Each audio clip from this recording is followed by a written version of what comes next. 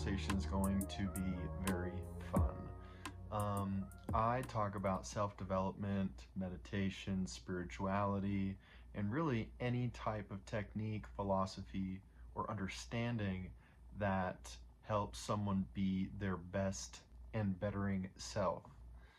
So, today we'll focus on one of the subjects and topics that I've been focusing on personally, and I'll talk about my discoveries, my personal experience, and we will just go with the flow. So, a lot of you may have heard of a man named Joe Dispenza. He is a doctor, and he has been getting a really tremendous set of results for a lot of people, in particular the last 5 years or so, but uh, he has been changing people's lives for a long time. He was on What the Bleep Do You Know back in 2004, I believe, and since then he's just continued his work and his development as a person who's helping us. So there's a couple of things that keep coming through that I feel like is helpful um, to kind of lay out through my perspective, because what I found is that we all have a story to tell, and there's certain people that hear what we have to say better, and there's other people that need to tell their story, and then those people will hear them, and so let's get started. Um, One of them is, okay, I'll frame it like this. If you don't know, there are people who are using the Dispenza method, which is basically meditation um, and a very little amount of kind of a focalized breathing combination. Um, that as people are getting into a sweet spot, there's a lot of people who are getting into a specific sweet spot that are seeing for the first time in decades, hearing things for the first time in decades because they were deaf, having cancers being completely reversed, tumors completely going away.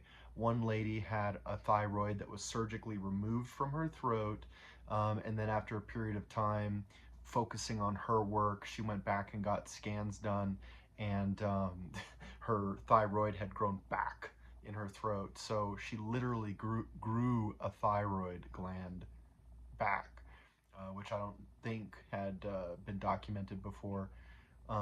People with MS, which is, I think, still currently being thought of as a irreversible disease, quote unquote, and there's more than one. People who are paraplegic, they've been in a wheelchair for decades, they get up and walk. There's times where you'll have multiple people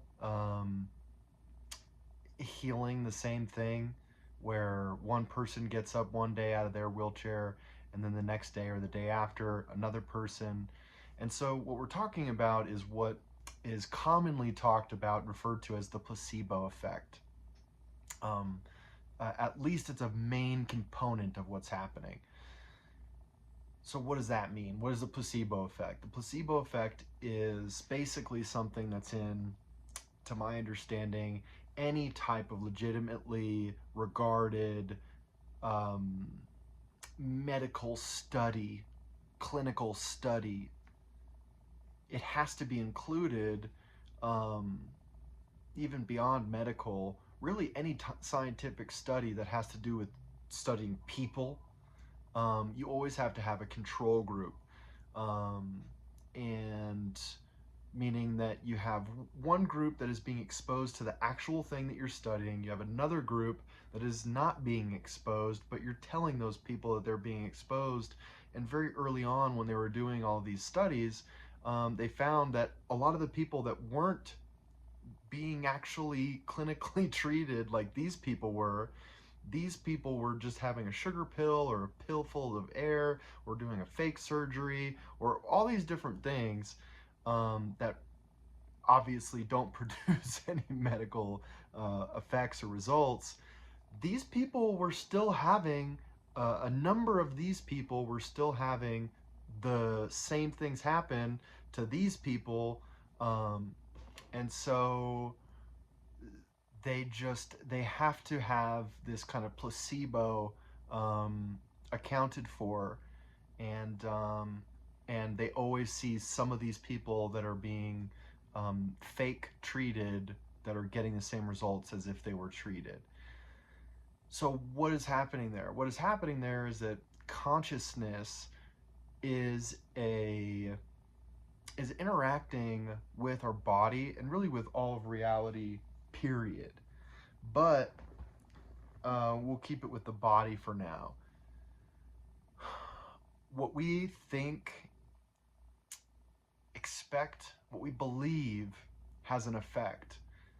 We could do something really fun if you haven't done this. Even if you have, it's still fun. So take a moment, if you're, have the ability, if you're somewhere safe and you can close your eyes.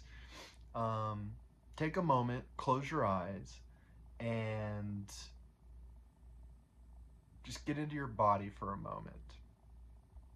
Now, in your imagination, in your hand, I want you to take a lemon that is cut in half. You have half of a lemon, okay?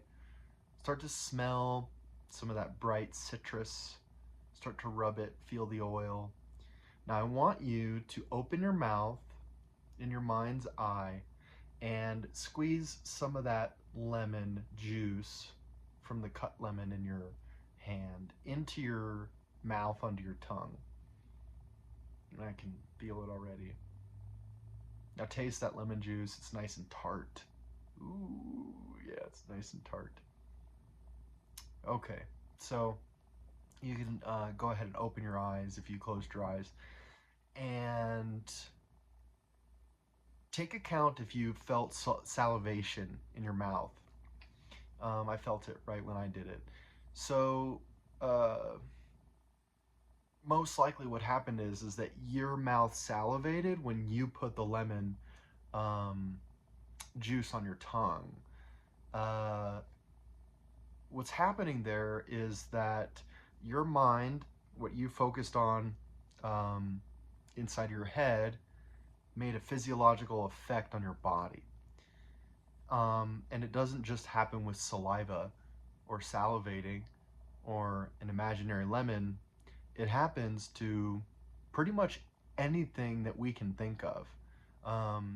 And I'm not going to say there is no limit, but what I will say is that the limit continues to stretch out farther and farther and farther. So it's possible that I'll conservatively say that the limit is well beyond what probably anyone is thinking. What everyone thinks that the limit is probably less than what the actual limit is, if there is a limit. And that kind of keeps digging into a deeper subject that we might dig into today. But for now, we'll just say that this is how I'll say it. This is the most advanced chemical factory on the planet that we know of. The human body is able to make a wider range of the most incredibly intricate, complicated cocktails of chemicals from any source, from any plant, any other animal, any microbe. There is nothing that we know of that can produce the array of chemicals that the human body can. It can produce most of the chemicals that plants produce, but one plant only produces these ones, another plant produces these ones. That's where we've traditionally, throughout all of history, gotten all of these little medicines that we've gotten, and it's what Almost all of the medicines that we use now are based off of mainly plants, some of them from animals and a few other sources, but for the most part it's plants. And the reason why is because we didn't know, like we do now, that the human body is capable of making all of those medicines. Um, there's not a single type of medicine that we give to a person that when we tell another person that has not received anything, like I said, sugar, white table sugar, their body produces it. So um, it also goes beyond chemistry and chemicals. Um, there was a study where they they were doing a study on knee surgery, and um, they had a number of people that received the fake surgery as the control group, and every single person that received the fake surgery all healed their knee, um, and got the same results as all the people that got the knee surgery. It was very interesting. In order to do this one, they actually took every single person in the control group who did not get the surgery. They took them into the surgery, told them they were getting the surgery, put them under anesthesia, made the cut in their knee in the same exact way that they always do for that knee surgery, like they did with the other people, um, but did not do anything else. They just cut the skin on the surface where they usually go in and start to um, do whatever process into the tissues of the knee to do the surgery. And then they actually showed them a video of them doing that surgery and going in and fixing stuff that they did on other people, and told them that they did it to them, right? So they showed them a video of the surgery being done, but it wasn't their body. It was another person who actually got the surgery. So they tricked them, like they always do with the placebo groups.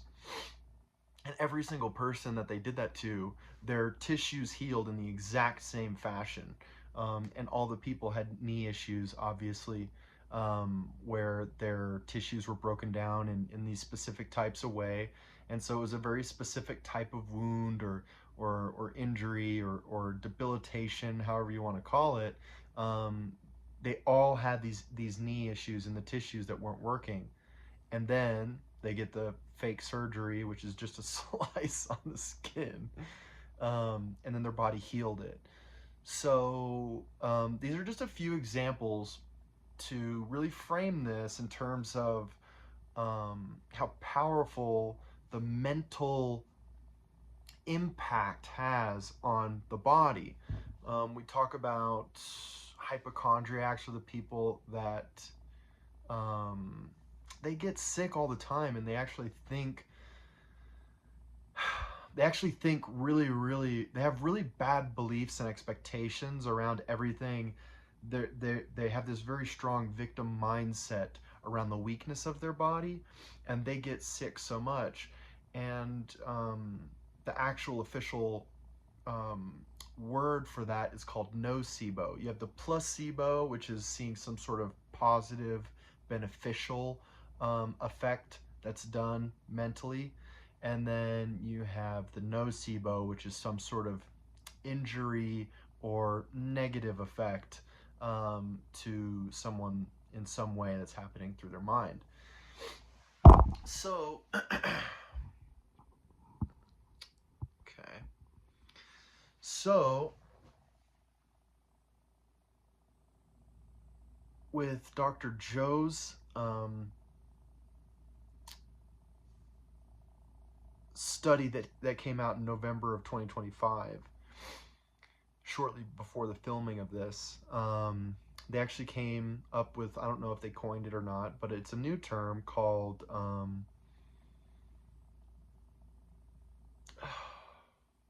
I think it's called open label placebo.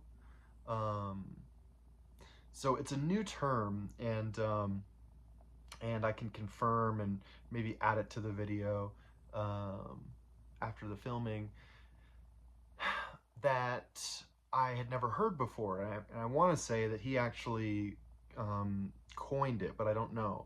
But what I do know is that I hadn't heard it before, and what it means is that you're getting a placebo effect, but you're not tricking the people.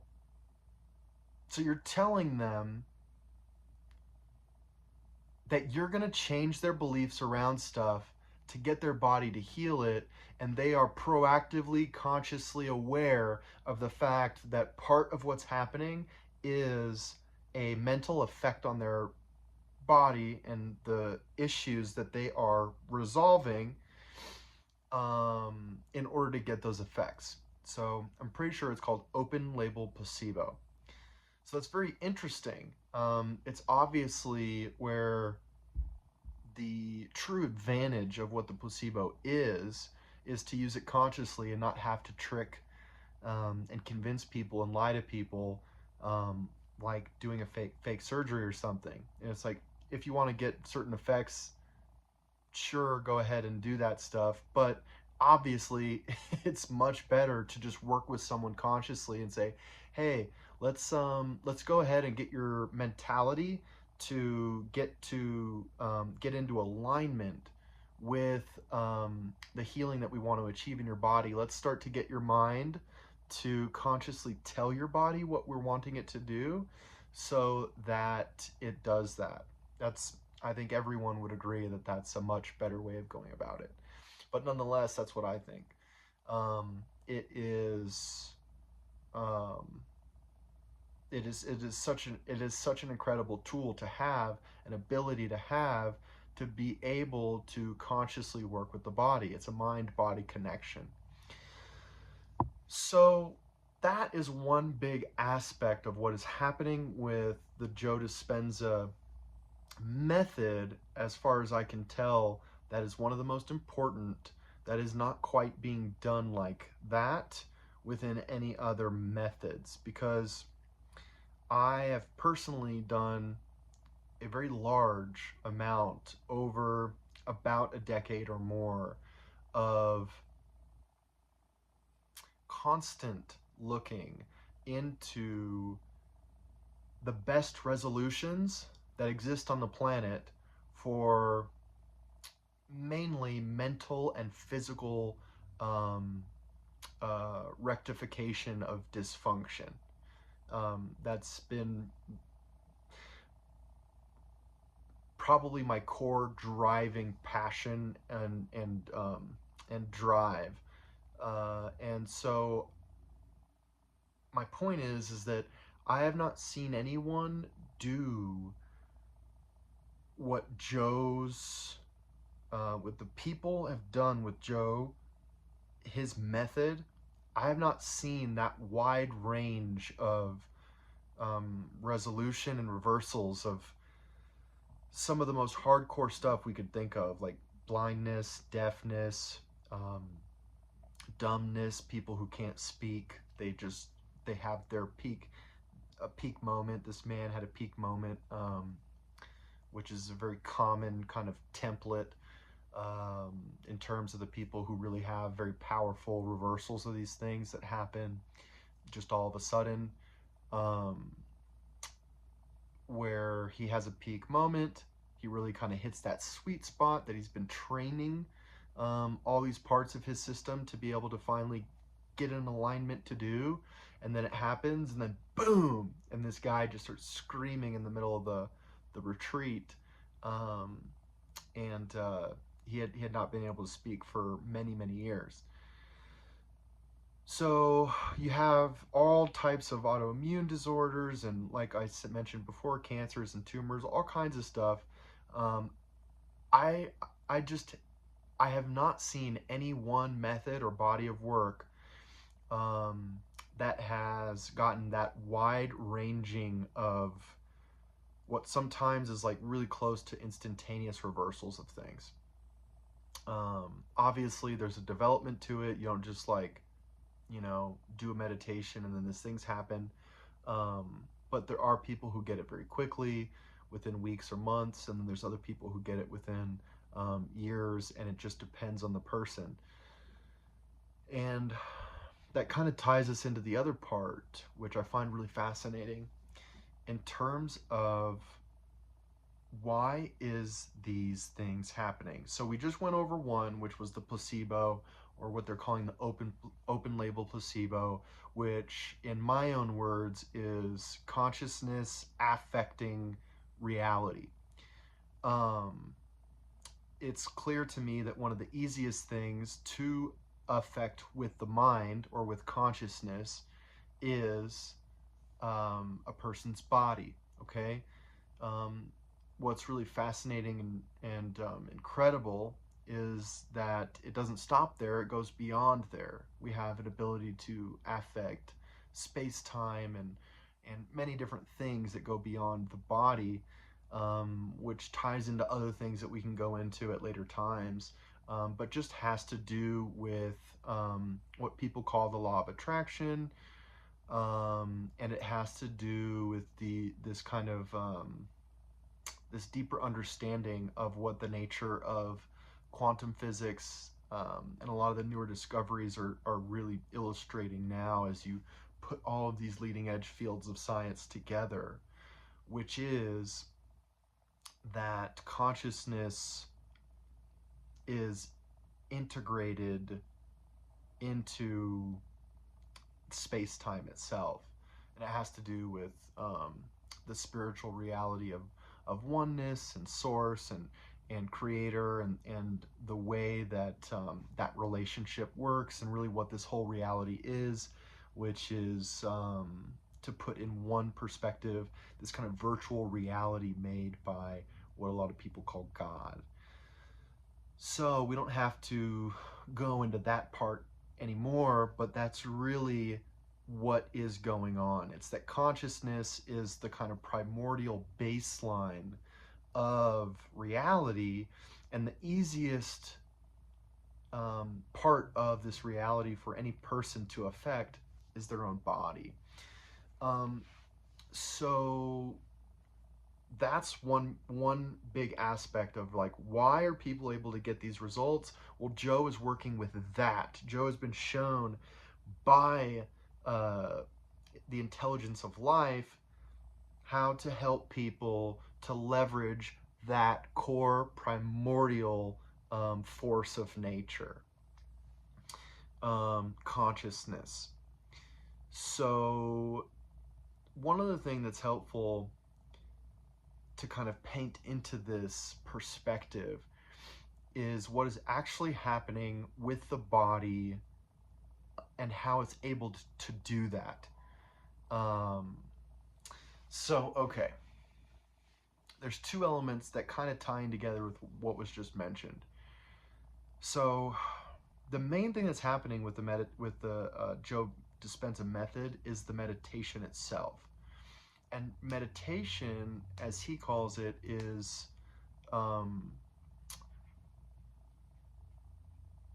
translated from a Sanskrit word that meant, as far as we know, to become familiar with. That's what the word meditation, that's its origin, its original meaning. So what are we becoming familiar with? We're becoming familiar with ourselves, our patterns, unconscious, previously unknown or somewhat known or partially known parts of ourselves, this ego version, which is really just a kind of mask, an individuated mask that God has kind of blown itself into. The Big Bang is this explosion of one thing into many things, right? This, like, so as far as I can tell, and I'm speaking from all of my experiences and my perspectives, and I'm open to any other perspectives. This is a conversation. I'm just laying it all out, how I've been able to come to see it, and what I think, as far as I can see, what life has been showing me, how all these things work and how they put together and what they mean practically. Because the practical nature of things, the what and the why and the how, that all matters to me a lot. So, um, this ego, this individuated aspect of the all, has a lot of confined ways of seeing things, right? Um, it is not all knowing. It's kind of limited and confined, and it has a lot of aspects to it. And many of those we just don't understand.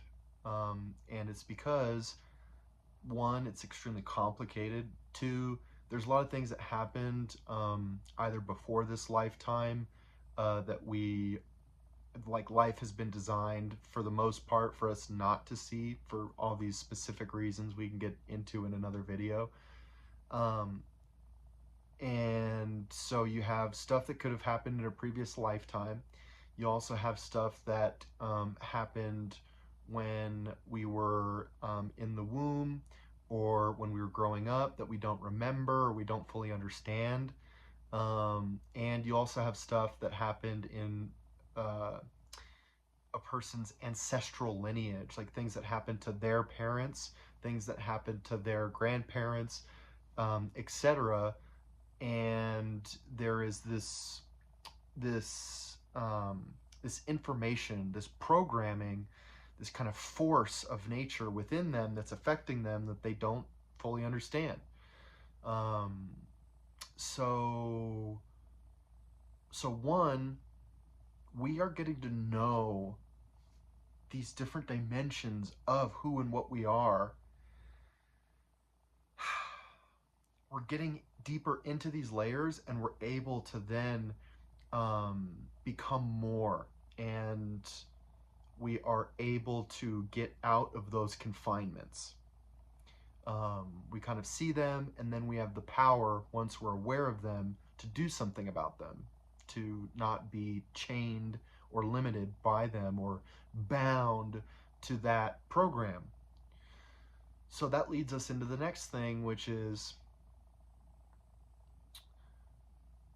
there is a lot of things that are doing two main things as far as I can see so far, which is we have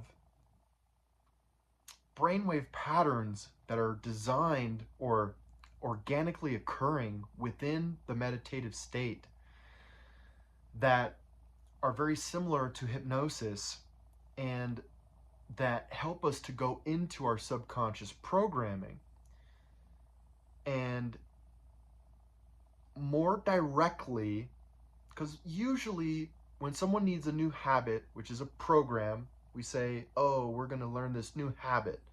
Well, that's a program. So a person learns the program of how to tie their shoes a certain way.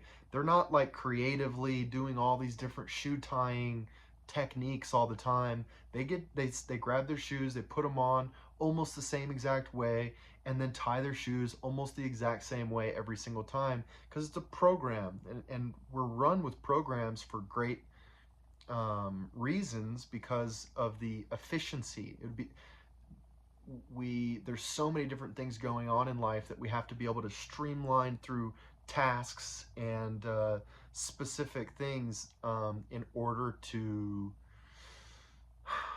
be able to do all the things that we have to do. So that's a very important aspect, is being able to run programs within a person's life.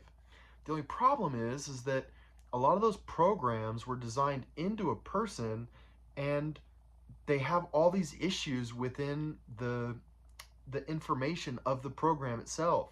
Like, one of them is this person has been programmed to be very angry, or um, way too timid, or soft spoken, or um, physically abusive, or abusing their self, or the way that they're talking about themselves, or there's just this huge array that every person, to some degree or not, and The average person, in a very significant amount, has programs that are just really causing them a lot of problems over and over and over and over. It's kind of like the thing where someone's like, um, New Year's resolution time, I'm going to become this new person, which is saying I'm going to install a new program for me to act like this. And the vast majority of people can't. Well, why is that? It's because they don't have the ability to choose, because these programs are so powerful. We don't exactly know, but the most common phrasing of it is that these programs run about 95% of the power that we have and are. So our conscious mind or our willpower is 5% compared to the 95%, which is the unconscious programs. So obviously, a person, most people aren't powerful enough to kind of beat that 95%, and so they don't. They don't become the person who works out and has the body that they want. They don't become the person that doesn't eat those things that they want. They don't become the person that learns how to make this certain amount of money that they want. They don't know how to make a choice that sticks. And that is a program. So the reason why this is so powerful is because we're leveraging another incredibly powerful force of nature, which is the subconscious mind. So we are going into these meditations, and we're learning and we're training these somewhat dormant aspects of ourselves that have been a little bit asleep, which are how to go down into a specific brainwave state that has to do with alpha or theta or even some delta dominance, which are the types of brainwave states that hypnotists have to get people into in order for them to make those changes that they're very consistently and reliably able to make a big chunk of the time for their clients. Or you could even see it through stage hypnotists and all the wild things that they can get certain people to do, because they get those people who are able to get in these brainwave patterns and a few other aspects of their nervous system into a specific state where you're able to change these programs. So, okay, we're training the nervous system, different organs, and the kind of the orchestra and the symphony that exists within us that kind of is constituted by organs, glands, nervous system, chemicals, brainwave patterns. All these different things are being trained to get to a very specific place. Um, and then we're learning how to tell this supercomputer that lives inside of us, which is all of these organizations of programs, to do specific things. Like, I'm going to be a more peaceful, healthy patient communicator that's more direct. I'm going to dedicatedly work at these types of skills and develop them, like financial skills or the skills around the business and the service that you want to do, or around your career, or I'm going to work on becoming this type of person in my own personal life and round out these weak points in my character or habits that I think will best help me to date the type of person that I really want to, but right now don't feel maybe the most confident in being able to have a healthy relationship with, or maybe be deserving of. And so there is a tremendous combination of clarity of intention and then the ability to cause it to happen. And that has to do with the relationship of a more direct connection with our subconscious programming and the programming that runs us. And the only ways that I really know of how to change that programming is either to work with these brainwave states, and there's kind of variations of how to do it. Um, you go in and out of them every day, twice a day, when you wake up and when you go to sleep, or take a nap. And hypnotists do it. You can calm yourself. You can do different things. So it's the brainwave patterns, getting into the specific type of internal state where you can start to much more directly actually change these things instead of just talking about it and being in the 5% of the conscious mind. You actually are going into the nervous system. Or you can do it through repetition. And repetition is the main way that almost everybody does it, but it's a lot more difficult. And that's why most people cannot do all the things that they want to do. So, boom. Okay, so now we have this kind of consciousness placebo effect dynamic. Wow.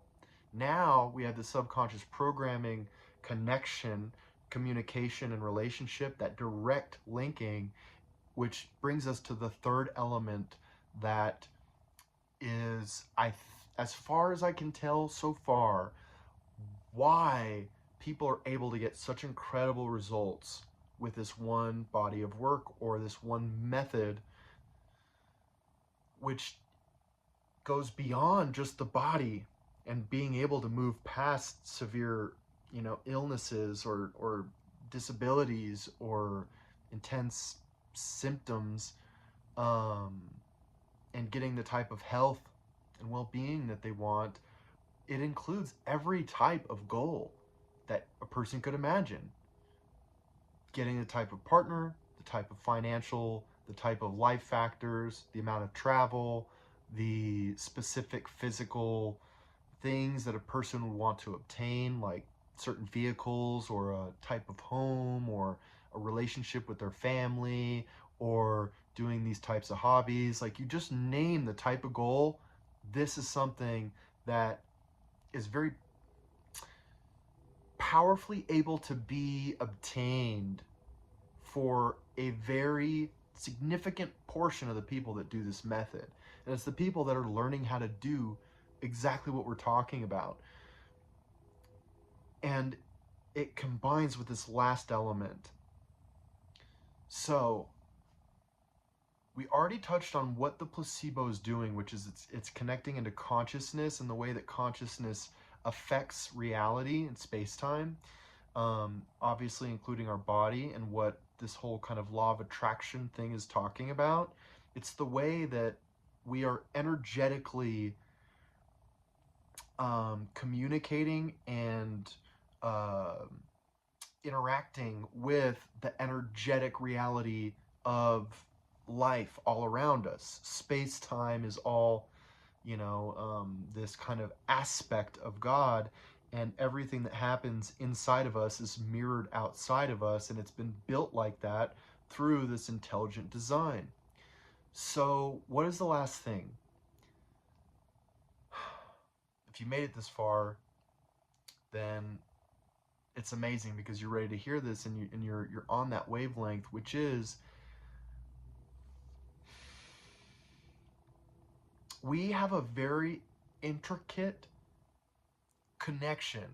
The way that I see it is that we are a bridge between spirit, source, creator, God, whatever type of higher power whatever type of word the person wants to call the higher power that all of life is originating from, being ran by, and the kind of 3D reality, or the earth, right? We call it like the spirit world, the person, and then earth. So we're kind of this bridge between, and we have these energetic centers, and the way that people like the Taoist really understand, you have the bubbling spring at the pad of the foot, in the center of the pad at the bottom of the foot, right behind the toes, which is on each foot, connecting down and grounding down into the earth. And then you have one at the base of the spine around the perineum. Those are connecting down and grounding down to the earth. You have the ones at the top of the head going through the higher centers, which people call the crown and the soul star chakra, which are connecting into the higher realm. The higher realm is this higher, more coherent, organized understanding of life, energy, information. And the way that we're built is to have strong, healthy connection that goes from the top through us down to the bottom and back up. We're meant to be healthfully kind of grounded between the two polarities. And the common person is not. And what happens is that going into this meditative methodology, we are training every day how to enhance the synergistic, symphonic working together of all the different parts of this really incredible thing that a body is, in order to better connect up into the higher realms of organized energy and information and be able to bring that transmission and download it and able to use it for the betterment of ourselves and our lives. So there's people like Abraham Hicks that say that people pinch themselves off. They're kind of pinching themselves off, and they don't know it, and it is giving them less access to the power of really who and what they really are and what we're designed to be able to have the power to do. And Joe also explains that not only is the average person basically not getting enough of that juice. They're kind of pinched off, and there's a certain amount of depletion or lack that happens from that. And as you train, you're connecting into that, and you are being empowered. You're being empowered with actual energy and information, source code, if you will. Then the other part that's important to mention is that we also have all of this amount of energy that we could kind of call it attention. We could also call it things that we're connected to. And this gets into kind of the ways that people get courted or entangled into maybe past events that have happened or types of dynamics between people in their lives. And there's an actual amount of energy that is being leaked out into these unresolved things. You know, the way that one that got away, this one person that hurt you so bad that you just can't forgive. There's these things that have happened that linger inside of us. We don't forget them. And it's not that we're meant to forget stuff. We're meant to go through experiences, take the wisdom out, and then let the emotionality or the intensity or the bitterness or resentment or whatever type of negative dynamic, it's really perfectly described through an emotional charge. If there's an emotional negative charge towards any person or event or dynamic at all, that's actually the way that you know for sure that some of your energy is being leaked out of you and kind of trapped by that or feeding that person. And so part of this becoming familiar with is actually this gaining of awareness through what types of things are still circulating us in us and not resolved yet. So we start to realize, man, you know what? I really have been so upset with this person. And we start to realize why. And we're kind of opening up these brainwave centers and this nervous system and the heart and the brain and the way that they're built to work together and really create a tremendously powerful interaction of electromagnetics and energetics in between the way that these energy centers move up from the bottom of the body to the top of the body and back and forth, and be able to connect into these higher realms of organized energy and understanding. And we start to pick apart our flawed logic of why we can't forgive them, or we start to learn the lesson that was involved with the thing that happened. And then we start to pull that energy back, because all of this is actually designed by infinite intelligence only to stay attached to something until you learn the lesson, and then you keep moving forward. You take that wisdom and then you integrate it into you to help you to become more beneficial to yourself and others. It's how it's all designed. We're meant to be we're meant to be the alchemists. We're meant to be the ones that make the good out of the bad. It's how it's designed. It's just not always easy. And it's even harder when you don't know how, and especially when you don't have that connection to higher understanding. And so to kind of tie all this back together and full circle this, why are people able to achieve such powerful results, so many of them, with some of the craziest ailments we could ever think of, what a lot of people would say are incurable or irreversible, or however you want to word it, to other people who are just rapidly changing significant patterns within their life of being a certain type of person and then just being a new one, starting these businesses, 10, 20, 30, 50xing the amount of income that they make per month or per year. You just see over and over and over of so many different people that are in this world learning this type of approach to change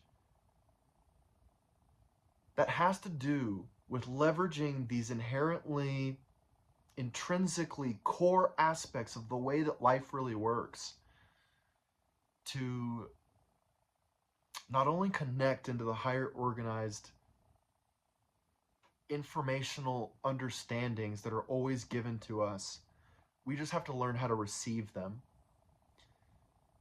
Then we're also learning and becoming more adept at being able to change the programming, which helps us to simultaneously integrate and actually become that person, not just talk about it, not just do it temporarily, but build it in and change the code that was the old person.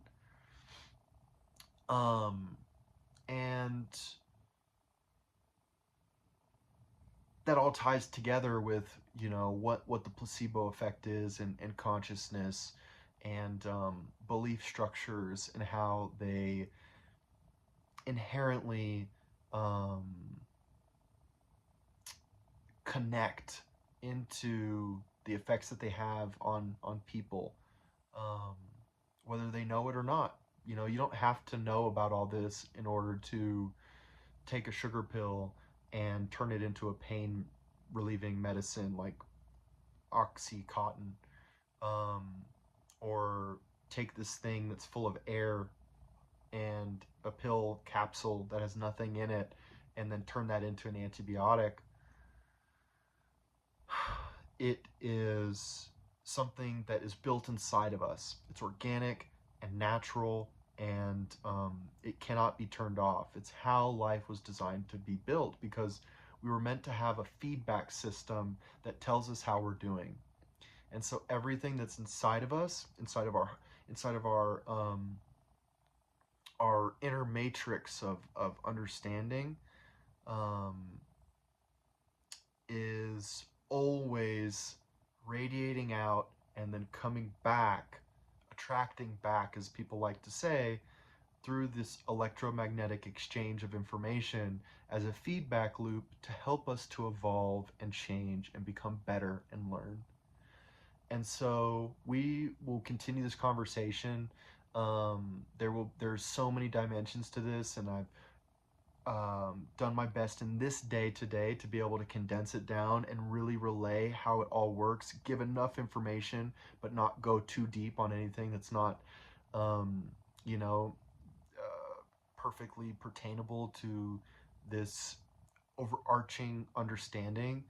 And so that is been my personal discovery through what all these other different aspects of life that life has showed me, is why the Joe Dispenza method, as far as I can tell, is one of the most powerful methods of affecting change that I have been able to find across all of the planet, um, throughout all of history. It is just leading edge training ground for how to make life be better in someone's body and outside. So, thank you for riding this ride with me today.